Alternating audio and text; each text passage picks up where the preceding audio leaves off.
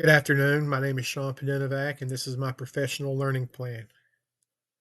The three areas for improvement that I have identified for my school is building collaborative teams, turning data into information, and learning for all. And these areas of improvement were identified based off of a pulse check that we sent out to our teachers at the end of the year. And these are some areas that they identified as needing improvement. A pulse check is essentially a survey that teachers fill out, letting us know where we need to improve and areas that we're doing well in. So, the first area that I want to talk about is building collaborative teams.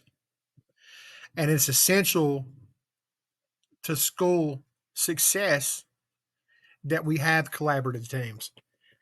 And as I stated, data from our school-wide pulse check indicate an interest in this area uh, as it relates to building and creating collaborative teams.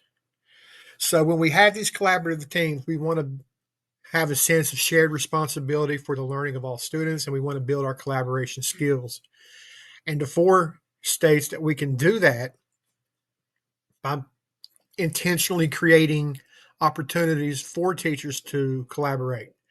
Uh, One of the best ways that we can make that happen is through common planning time. Teachers of similar content areas or grade levels should have a common planning time. That way they can work together and they can collaborate together. When we have our in-service teacher work days or faculty meetings, we should be intentionally scheduling times to allow teachers to work together to collaborate.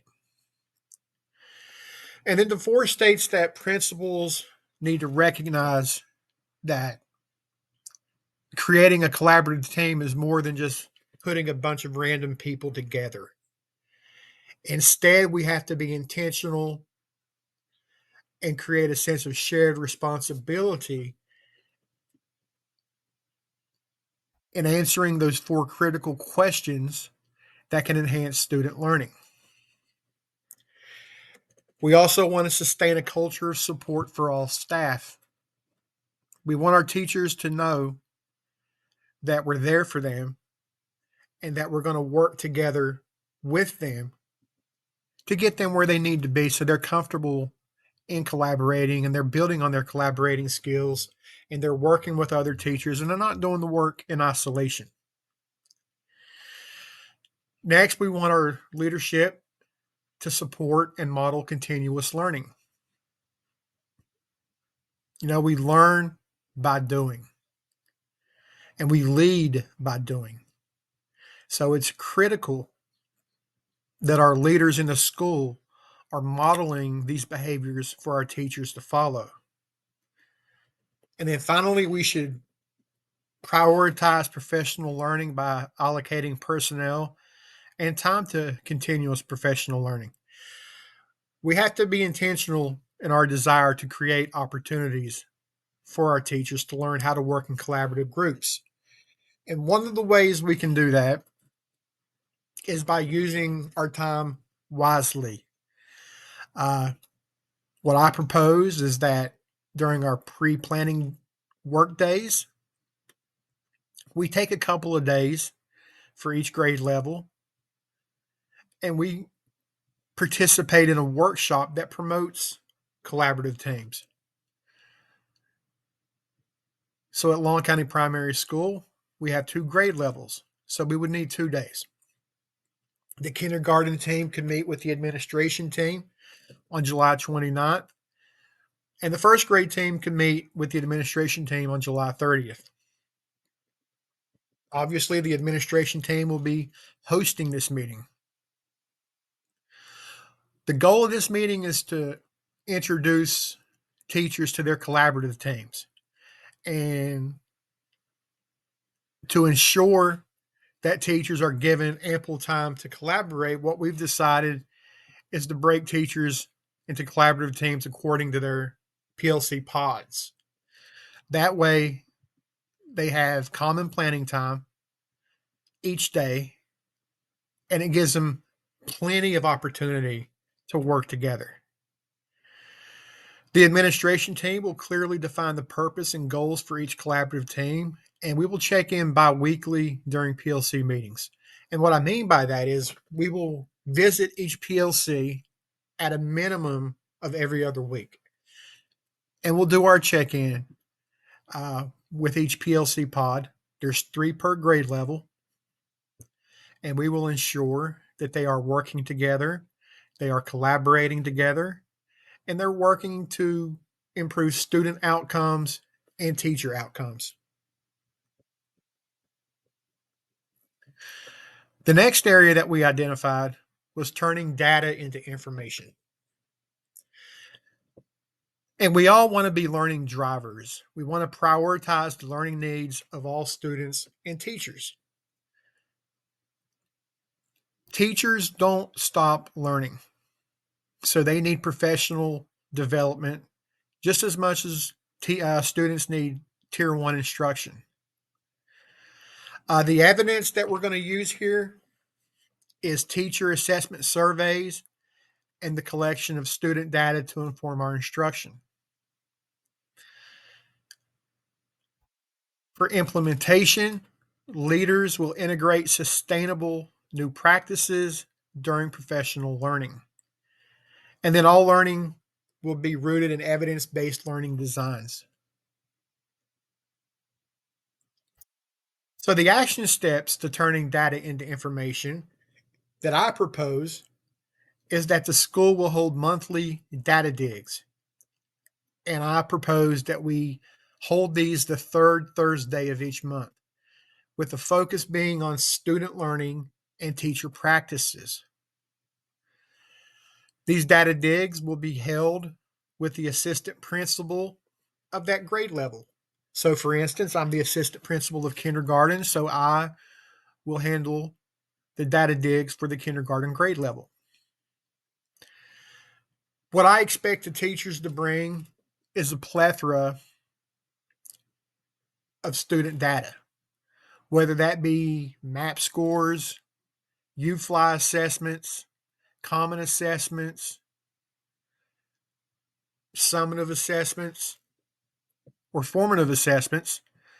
I expect teachers to bring this data and it will be communicated to them to these meetings. That way we can look at the data, we can see what the data is telling us, and we can make better informed decisions for our students and for our teachers. And I say that because teachers teachers can learn from each other. Teachers can share teaching strategies, classroom management strategies with other teachers, and it improves the efficacy of all teachers. And Dufour states that common assessments promote efficiency for teachers. So that's one of the reasons why I want that particular data brought to the meeting. You know, Dufour talks about common assessments and how students are being taught the same curriculum, the same standard, the same lesson, and how common assessments show us how they're doing and how they're responding to the instruction. So the minutes from each data dig meeting will be provided to each member of the collaborative team. And that's important because it allows the teachers to understand and remember and hold on to what was discussed, what was talked about, and what was decided. And then the goal of the data dig is to look deeper at the data available to improve student and teacher outcomes. That's our driving factor. Everything we do is rooted in student outcomes and best practices for teachers. And these action steps for turning data into information will improve teacher outcomes. And by improving teacher outcomes, we can improve student achievement and outcomes. The third area that was identified was learning for all. And for these learning practices, teachers will foster relationships with students, families, and the community. Teachers have to build relationships. That's at the core of what we do. Teachers build relationships with other teachers. That's where that culture of collaborative inquiry comes in. Teachers build relationships with their students, the parents of those students, and the surrounding community. And when we do that, we bring stakeholders together to make better informed decisions about the student's education. The professional learning that I propose will deepen educators' understanding of content standards. It will also expand teachers' instructional strategies toolbox. Professional learning will occur for our new induction teachers, and it will be completed with the mentor teacher. And DeFore states that having a mentor teacher can improve teacher retention, and providing a mentor from the same field should be a part of the comprehensive induction program. So, what I propose in my action steps is that we have that monthly induction meeting for new teachers to strengthen our induction program. It will be hosted by the administration team, which is the principal and the two assistant principals and the teacher mentor. And I propose that we have these induction meetings the last Wednesday of each month. The focus of these meetings will be exploring the content standards across all academic domains. There will also be a focus on classroom management. There'll be a focus on teaching strategies. There'll be a focus on looking at data and turning that into information. There'll be a focus on working with other teachers to lesson plan and to deliver instruction. And DeFore states that ongoing supportive communication from the principal and ongoing professional development geared specifically towards new teachers is essential to the new teacher induction program.